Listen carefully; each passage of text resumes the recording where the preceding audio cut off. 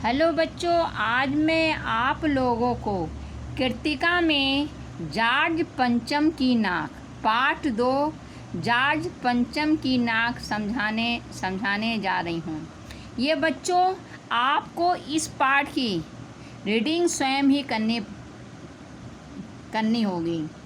एक बार सभी बच्चे आप एक बार अपना ये पाठ पढ़कर देखेंगे। आज मैं उसका सारांश समझा रही हूँ और उससे संबंधित आज जो अभ्यास प्रश्न है वह मैं ये तीन अभ्यास प्रश्न आपको लिखने के लिए दूंगी। पहले उनको समझाऊंगी, फिर आपको अपनी उत्तर पुस्तिका में उन्हीं प्रश्नों को जो लिखना होगा। तो यह आज मैं जो जॉर्ज पंचम की नाक यह इसका सारांश समझा रही हूँ। जॉर्ज पंचम की नाक एक व्यंग्यात्मक निबंध है।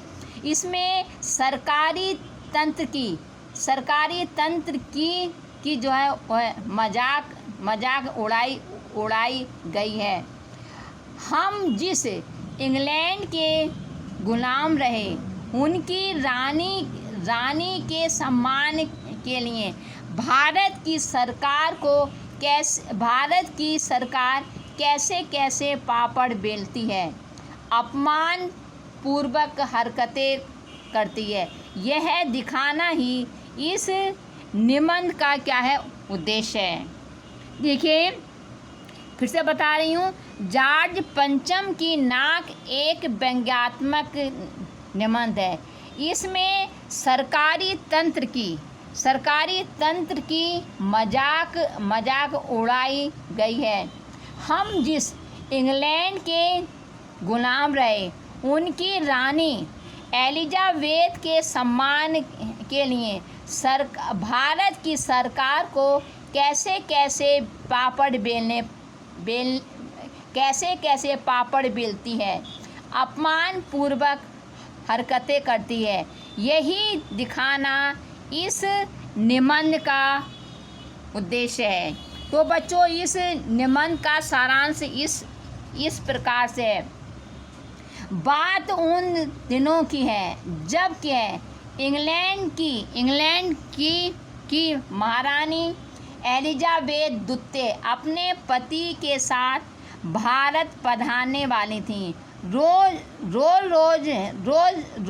के समाचार पत्रों में उनके शाही दौरे की खबरें छपती थीं। एलिजाबेथ के दर्जी उनकी वेशभूषा तय करने के बारे में परेशान थे। इंग्लैंड के अखबारों की कतरनें भारतीय अखबारों में छपती थी कि रानी ने हल्के नीले रंग का सूट बनवाया है जिस पर 400 पौंड का खर्च आया है। रानी की जन्मपत्री प्रिंस फिलिप के कारनामे, उनके नौकरों, बावर्चियों, खानसामों और जो है अनेक प्रकार की जो है तस्वीरों के साथ उनके महल के कुत्तों की भी जो है तस्वीरें समाचार पत्रों में जो है छप गई थीं। रानी के आगमन को लेकर पूरे भारत में सनसनी थी। आखिरकार जो रानी 5000 का सूट पहनकर आने वाली है उसका स्वागत में कुछ तो धूमधाम होनी ही चाहिए। देखते ही देखते दिल्ली का काया पलट होने लगा। अब काया पलट होने लगा। सड़कें जवान हो गईं, सुंदर इमारतें सुंदरियों की भांति सज गईं। अचानक एक परेशानी सामने आई। जॉर्ज पंचम की मूर्ति की नाक गायब थी। पहले ही इस नाक के लिए राजनीतिक आंदोलन और बहसें हो चुकी थीं, परंतु जैसे कि होता है, राजनीतिक आंदोलनों का कोई हल नहीं निकल सका। कुछ राजनीतिक दल नाक को कटवाना चाहते थे, कुछ बने रहने देना चाहते थे।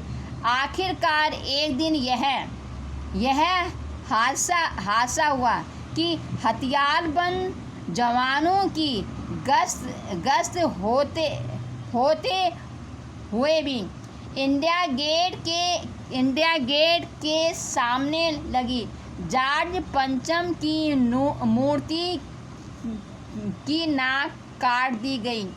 अब यह सवाल है कि रानी के आगमन पर जॉर्ज की नाक ना दिखी तो वह अपनी नाक कटाने जैसा होगा। देश के शुभ चिंतकों ने एक बैठक बुलाई। सभी ने कहा, रानी के आगमन तक कटी हुई नाक वापस लग जानी चाहिए। उच्च स्तर पर सलाह और मशवरे हुए। आखिरकार एक मूर्तिकार को फौरन दिल्ली बुलाया गया। मूर्तिकार पैसों के मामले में लाचार था। उसने हुक्मरानों के चेहरे पर बदहवासी देखी, आंसू देखे। तभी उसने आवाज़ सुनी कि जॉर्ज पंचम की नाक लगानी चाहिए।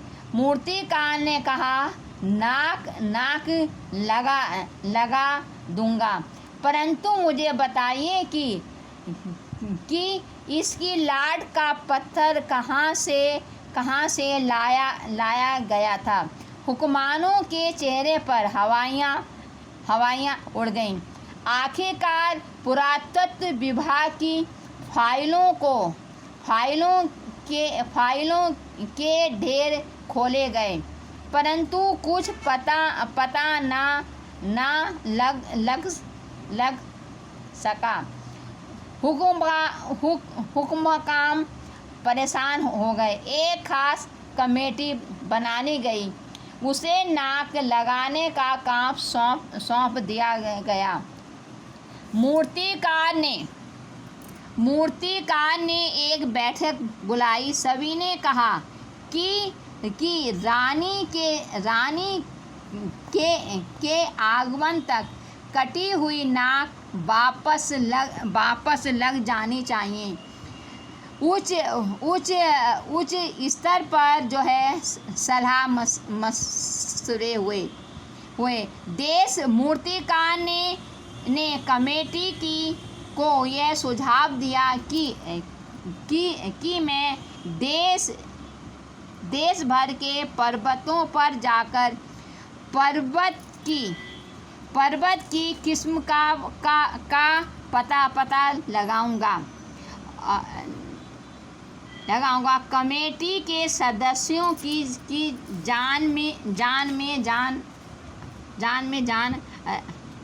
आ गई। सभापति ने भाषण भी जारी कर दिया कि ऐसी क्या चीज़ है जो हिंदुस्तान में नहीं मिलती। ज़रूरत है खोज करने की, इसके लिए मेहनत की ज़रूरत है। इसी से आने वाला ज़माना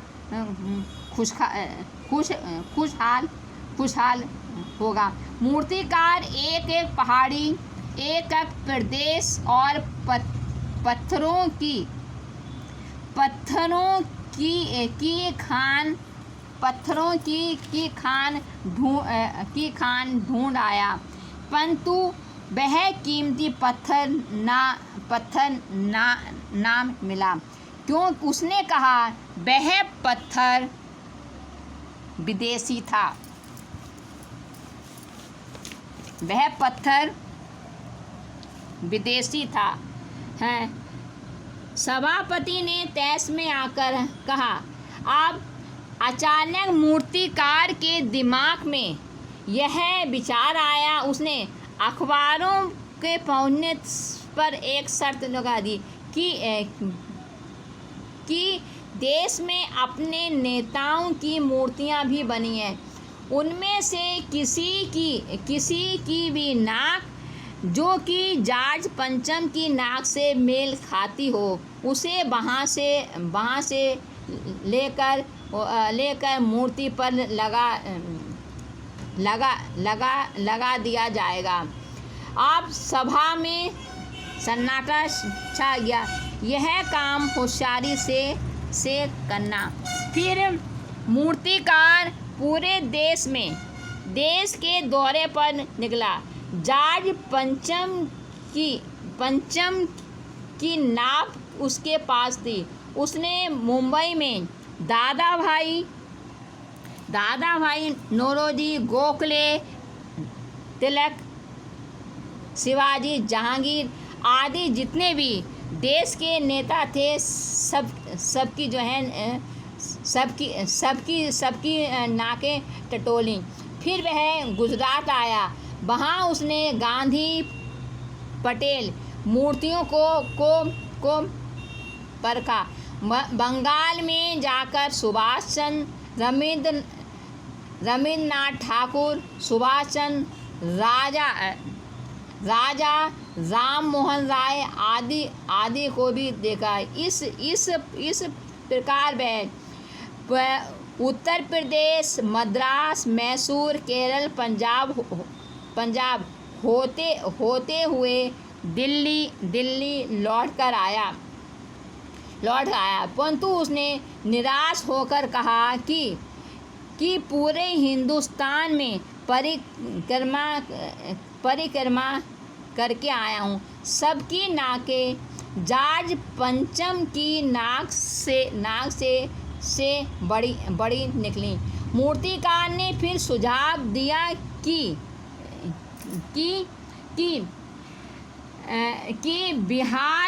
बिहार सेक्रेटरी के सामने 1942 में शहीद होने वाले बच्चों की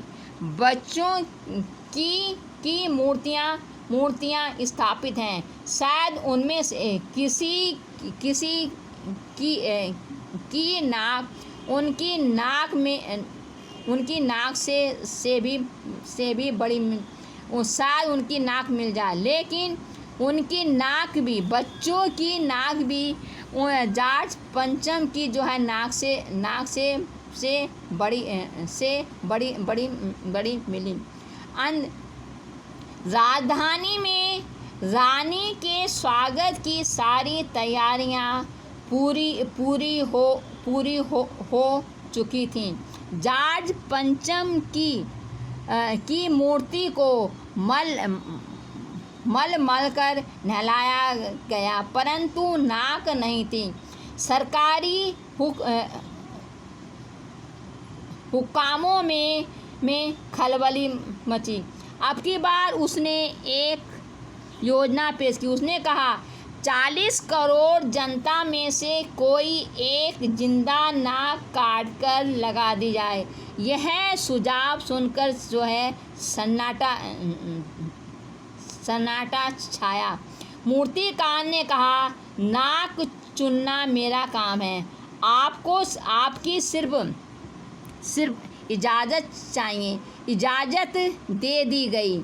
अगले दिन अखबार में यह समाचार छपा कि नाक का मसला हल हो गया है। नाक लगने से पहले हथियारबंद पहरेदारों की पहरेदारों की तैनाती हुई। मूर्ति के आसपास का तालाब साफ किया गया, रकाब निकाली गई, ताज़ा पानी डाला गया ताकि पानी सूखने न पाए। आखिरकार अंतिम दिन जॉर्ज पंचम की लाट में नाक लग गई। सच सब अखबारों में छपा कि जॉर्ज पंचम के जिंदा नाक लगाई गई, यानी कि ऐसी नाक जो पत्थर की नहीं लगती। लेकिन अखबारों में उस दिन में किसी उद्घाटन सभा, अभिनंदन स्वागत समारोह होने का समाचार नहीं छपा। सब समाचार पत्र खाली थे। पता नहीं क्यों, नाक तो एक ही चाहिए थी। फिर वह भी बुत के लिए। तो इस प्रकार बच्चों, इस पाठ में यह बताया गया है कि जॉर्ज पंचम एक विदेशी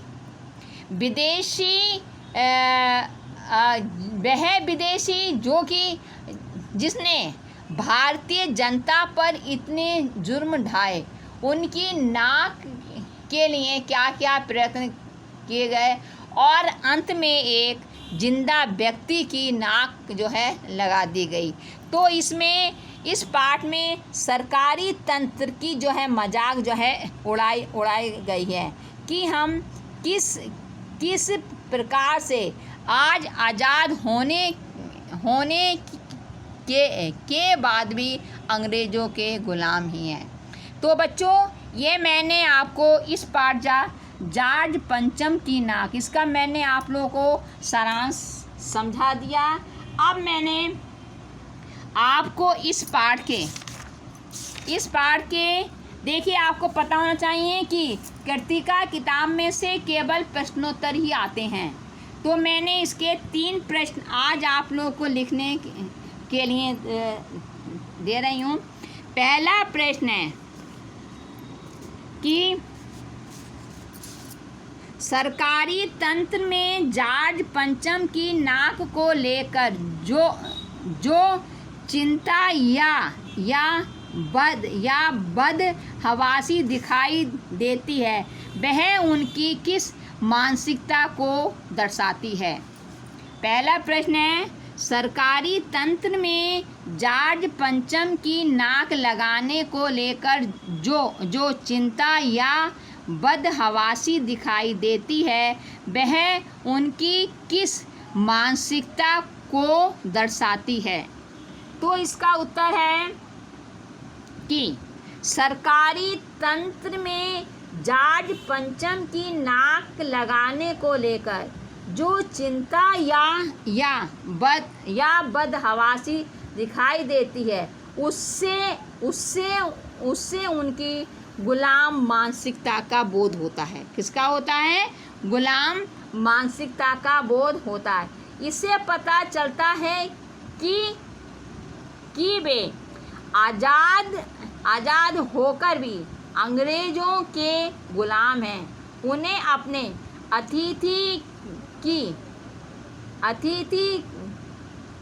की नाक बहुत मूल्यवान प्रतीत होती है, जिसने भारत को गुलाम बनाया, अपमानित किया। वे नहीं चाहते थे कि जॉर्ज पंचम जैसे लोगों के जो है कारनामों को उजागर करके हम अपनी नाराज़गी प्रकट करें। उन्हें अब भी सम्मान देकर अपनी गुलामी पर मोहर लगाए रखना चाहते हैं। इस पाठ में अतिथि देवो भव की जो है परंपरा भी है पर भी प्रश्न उठता है कि अतिथि का सम्मान ठीक है, किंतु वह सम्मान अपने सम्मान की कीमत पर नहीं होना चाहिए। तो देखिए इसका पहला प्रश्न है कि पहला प्रश्न है, सरकारी तंत्र में जॉर्ज पंचम की नाक लगाने को लेकर जो चिंता या बदहवासी दिखाई देती है वह उनकी किस मानसिकता को दर्शाती है? वह उनकी किस मानसिकता को दर्शाती है? तो इसका उत्तर है सरकारी तंत्र में जॉर्ज पंचम की नाक लगाने को लेकर जो चिंता या बदहवासी दिखाई देती है उससे उनकी गुलाम मानसिकता का बोध होता है। इससे पता चलता है कि वे आज़ाद होकर भी अंग्रेज़ों के गुलाम हैं। उन्हें अपने अतिथि की नाक बहुत मूल्यवान प्रतीत होती है। उन्हें अपने अतिथि की नाक बहुत मूल्यवान प्रतीत होती है, जिसने भारत को जो है गुलाम बनाया, जिसने भारत को गुलाम बनाया, अपमानित किया। वे नहीं चाहते कि वे जॉर्ज पंचम जैसे लोगों के जो है कारनामों को उजागर करके अपनी नाराज़गी प्रकट करें। वे उन्हें अभी सम्मान देकर अपनी गुलामी पर मोहर लगाए रखना चाहते हैं। इस पाठ में अतिथि देवो भव की जो है परंपरा पर भी प्रश्न चिन्ह लगाया गया। लेखक कहना चाहता है कि अतिथि का सम्मान करना ठीक है, किंतु वह अपने सम्मान की कीमत पर नहीं होना चाहिए। तो ये आपका पहला प्रश्न है। दूसरा प्रश्न मैंने दिया है, रानी एलिजाबेथ के दर्जी की परेशानी का क्या कारण था? उसकी इस परेशानी को आप किस तरह तर्कसंगत ठहराएंगे? दूसरा प्रश्न है, रानी एलिजाबेथ के दर्जी की परेशानी का क्या कारण था? उसकी परेशानी को आप किस तरह तर्कसंगत ठहराएंगे? इसका उत्तर है, रानी एलिजाबेथ की दर्जी की परेशानी यह थी कि रानी भारत, पाकिस्तान और नेपाल के शाही दौरे पर कौन सी वेशभूषा धारण करेंगी? आया समझ में? देखिए, रानी एलिजाबेथ के दर्जी की परेशानी यह थी कि रानी भारत, पाकिस्तान और नेपाल के शाही दौरे पर कौन सी वेशभूषा धारण करेंगी। उसे लगता था कि रानी की आन बान शान भी बनी रहनी चाहिए और उनकी वेशभूषा विभिन्न देशों के जो है अनुकूल भी होने चाहिए। दर्जी की अब है तर्क संगत है। दर्जी की परेशानी ज़रूरत से अधिक है। किसी भी देश में घूमते वक्त अपने कपड़ों की जो है आवश्यकता से अपने कपड़ों पर आवश्यकता से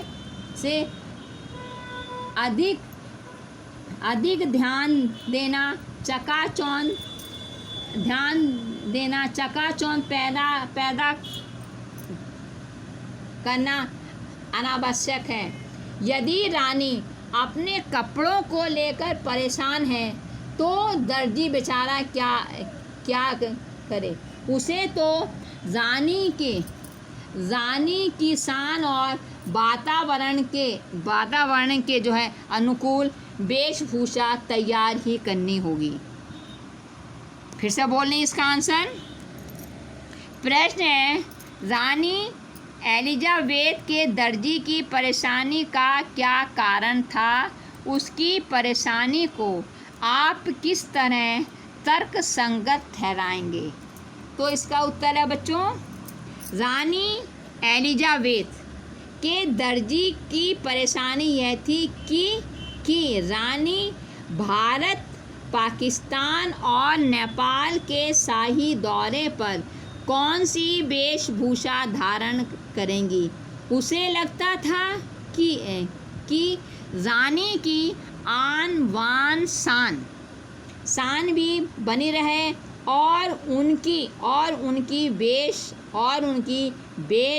वेशभूषा विभिन्न देशों के दौरे, विभिन्न देशों के अनुकूल भी हो, यानी कि जिस देश में जा रही हैं उस देश के जो है अनुकूल भी हो और रानी की आन बान शान भी बने रहे। दर्जी की परेशानी ज़रूरत से अधिक है। किसी भी देश में घूमते वक्त अपने कपड़ों पर आवश्यकता से अधिक ध्यान देना, चकाचौंध पैदा करना अनावश्यक है। परंतु यदि रानी अपने कपड़ों को लेकर परेशान है तो दर्जी बेचारा क्या करे? उसे तो रानी की शान और वातावरण के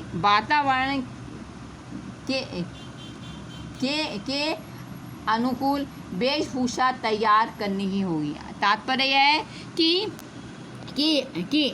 अगर रानी को ही इतनी अपने कपड़ों की चिंता है, रानी अपने कपड़ों को लेकर परेशान है, तो इसमें दर्जी का परेशान होना जो है ज़रूरी है, क्योंकि उसे तो रानी की शान और विभिन्न देशों के जो है वातावरण के जो है अनुसार वेशभूषा तैयार ही करनी होगी। फिर तीसरा प्रश्न है, और देखते ही देखते नई दिल्ली का काया पलट होने लगा। नई दिल्ली के काया पलट के लिए क्या क्या प्रयत्न किए गए होंगे? तीसरा प्रश्न है, और देखते ही देखते नई दिल्ली का काया पलट होने लगा। नई दिल्ली के काया पलट के लिए क्या क्या प्रयत्न किए गए होंगे? इसका उत्तर है, नई दिल्ली के काया पलट